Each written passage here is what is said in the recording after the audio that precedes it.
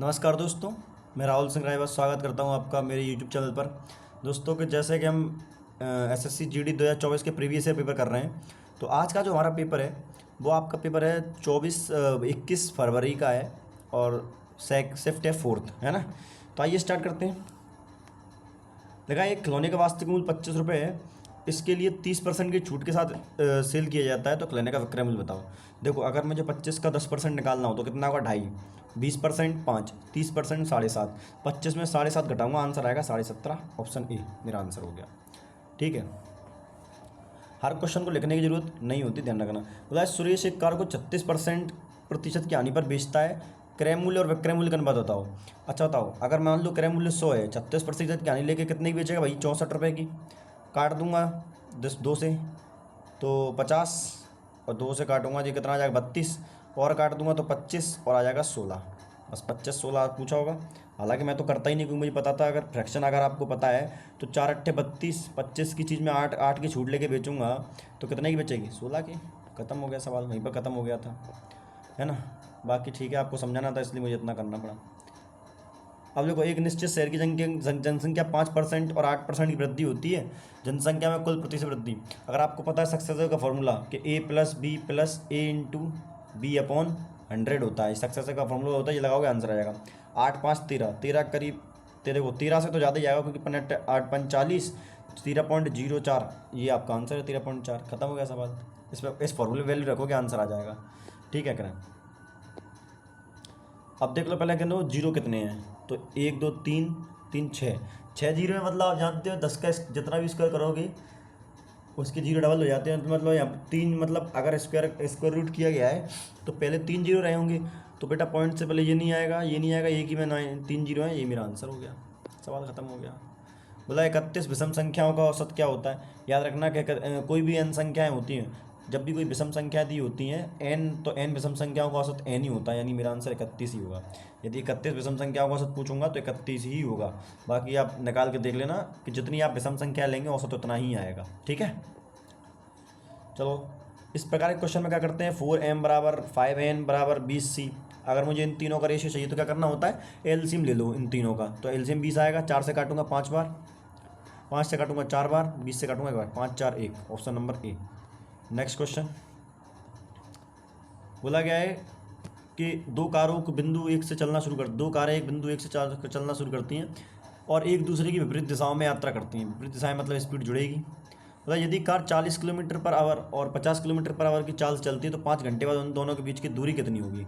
देखो, एक ही बिंदु से चल रही है और अपोजिट डायरेक्शन चल रही है, मतलब एक दूसरे से दूर जाएंगी। तो देखो 40 और 50, स्पीड डबल हो जाएगी। 90 किलोमीटर से 5 घंटे में कितनी है? 450 जाएगी। खत्म हो गया सवाल। फॉर्मूला लिखना ही क्यों है जब सवाल का आंसर वैसे ही आ रहा है। मैंने लिखा 30% की वार्षिक ब्याज दर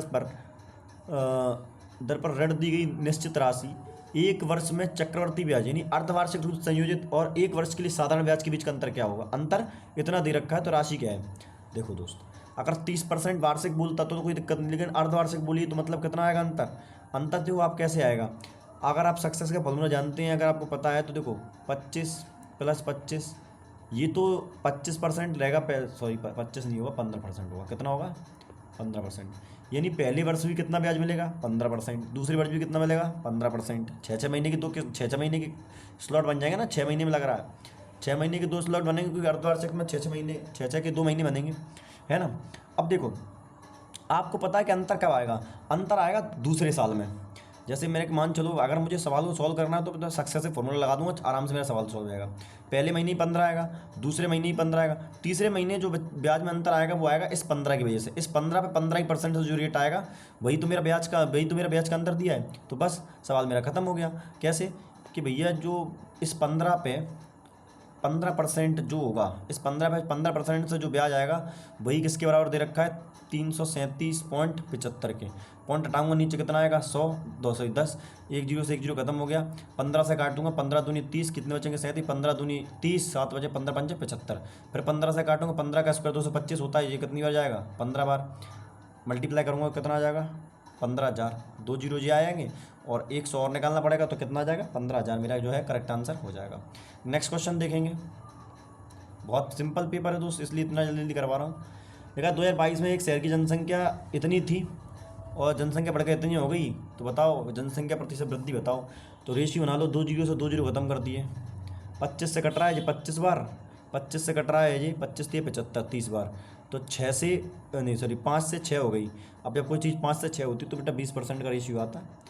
नहीं तो आप निकाल देना, 5 पे 1 की वृद्धि, नीचे एक ऊपर नीचे 5 गुणा 100। बोला एक वस्तु का अंकित मूल्य इतना है, इस पर 37.5% की छूट दी जाती है, तो वस्तु का विक्रय मूल्य कितना है। अगर आपको पता है कि 37.5% वैल्यू होती है 3/8, अगर 8 की चीज़ लेके कितनी बेचूंगा, 5 की बेचूंगा कि नहीं, तो 640 की जो चीज़ है वो 5/8 की बेची जाएगी, क्योंकि 8 पे 3 की छूट दूंगा तो 5/8 की बेचूंगा कि नहीं। 8 से 8 8 64, 8 5 40, 400 रुपये मेरा आंसर आ गया। खत्म सवाल। नेक्स्ट क्वेश्चन देखेंगे। बोला कि क्रय मूल्य और विक्रय मूल्य के बीच का अंतर कितना है, 132 है, लाभ 20% है, तो मतलब 5 की चीज़ 6 में बेची होगी तो 1 का अंतर आ रहा है। मेरी 1 की वैल्यू आ गई 132 गुणा क्या पूछा है, विक्रय मूल्य पूछा था, 6 दूनी 12, 36 18 1 19, हंसलाई 1, 6 कम 6 792 रुपये। आ गया सवाल। और नेक्स्ट क्वेश्चन क्या है, नेक्स्ट क्वेश्चन क्या है, अमन एक काम को 28 दिनों में करता है, अमन की मान लो और वह कुल काम को 8 दिनों में कितना पूरा करेगा। अच्छा एक बात बताओ, मैं मान लेता हूँ अमन की क्षमता कितनी है, एक ही है, तो अमन 28 दिनों में कितना काम करेगा, 28 काम करेगा। 8 दिनों तक काम किया तो कितना किया होगा, 8 काम किया होगा। टोटल में से कितने है वैसे 28, क्या पूछा उसने, कितना काम करेगा ना, तो 4 दूनी 8, 4 सत्ते 28, फ्रैक्शन में पूछा 2/7 आंसर है। खत्म हो गया सवाल। बोला कि 5 संख्याओं का औसत कितना है, 36 है, तो उनका इनका अगर मैं रेशियो योग निकालना चाहूँ तो 180 आ जाएगा। बोला है कि प्रथम 2 संख्याओं का औसत अंतिम 2 संख्याओं के औसत का 1.5 गुना है। प्रथम 2 संख्याओं का औसत, अगर मैं लास्ट की 2 संख्याओं का औसत 2x मान लूँ, तो पहली 3 संख्याओं का औसत कितना हो जाएगा, पहली 2 का कितना हो जाएगा 3x, ठीक है कि नहीं, तभी तो 1.5 गुना होगा। प्रथम 2 संख्याओं का योग निकालना है तो मुझे 2 से मल्टीप्लाई करना पड़ेगा प्लस, और 3 संख्याओं का निकालना है तो यहाँ 3 से मल्टीप्लाई करना पड़ेगा, और जिनका इनका जो योग आएगा वो भी क्या 180 के बराबर होगा कि नहीं होगा। तो देखो यहाँ से आ जाएगा 6x, यहाँ से भी आएगा 6 3 दूनी 6x बराबर आ गया 180 के, तो यहाँ से करूँगा 12x, तो x की वैल्यू 12 से निकालूंगा, 12 एकम 12, 12 पच्चीस 60, x की वैल्यू कितनी आ गई 15। अब पूछ क्या रहा है, तो प्रथम 2 संख्याओं का योग, प्रथम 2 संख्याओं का योग कितना था 6x, x की वैल्यू कितनी 15, 15 से कितना होगा 90 मेरा आंसर हो गया, ठीक है ना। छोटा कर देता हूँ मैं इसको। चलो नेक्स्ट क्वेश्चन देखना है मुझे। बोला कि एक धनराशि पर 7% वार्षिक साधारण ब्याज दर से 350 रुपये मासिक ब्याज अर्जित करने के लिए आवश्यक धनराशि कितना होगा। मतलब कुल मिला के 350 ब्याज है, तो ये बताओ राशि कितनी राशि रही होगी कि 7% की दर से एक मासिक ब्याज है, ध्यान रखना मासिक ब्याज, मासिक मतलब 1 साल की बात नहीं, जब भी अपन ये फॉर्मूला लगाते हैं साल का लगता है, तो बेटा ये अगर मुझे इस 1 महीने को साल में बनाना है तो 12 से डिवाइड कर दूंगा तो ये साल बन गई, और नीचे फॉर्मूला में आता है 100, काटना स्टार्ट करो, 7 से काटेंगे 50 बार, 12 पंचे 60, और ये आ जाएगा 60,000 रुपये। खत्म हो गया सवाल, ठीक है। अगला क्वेश्चन है कि 4 घंटियाँ 6 8 10 सेकंड के अंतराल बजती हैं, सभी घंटियाँ एक साथ बजती, सभी एक ही समय पर बजते हैं, कितने मिनट बाद वे पुनः एक साथ बजेंगी। एलसीएम लेंगे तो 10 × 9, तो 4 दूनी 8 तो आ ही जाएगा, इसमें 2 आ गया तो 4 और लेना पड़ेगा, और 3 दूनी 6 आ गया, 10 9 90 9 2 36, 360 आएंगे बेटा सेकंड, क्योंकि सेकंड बज रही थी ना, लेकिन आंसर किसमें दिया है मिनट, तो मिनट बनाने के कैसे करने के लिए 60 से डिवाइड करेंगे तो 6 से 6 मिनट जो है मेरा आंसर आ जाएगा। खत्म सवाल, है ना। नेक्स्ट क्वेश्चन देखेंगे कि Z1 Z2 Z3 किसी काम को 100 50 75 दिनों में करता है, वे तीनों एक साथ मिलकर काम शुरू करते हैं, लेकिन Z2 काम पूरा होने से 15 दिन पहले ही काम छोड़ देता है। मैंने इस प्रकार के क्वेश्चन पहले भी करवाया, मैंने बोला था कि जब भी काम कोई छोड़ के जाए उसको ज़बरदस्ती काम करवा दो।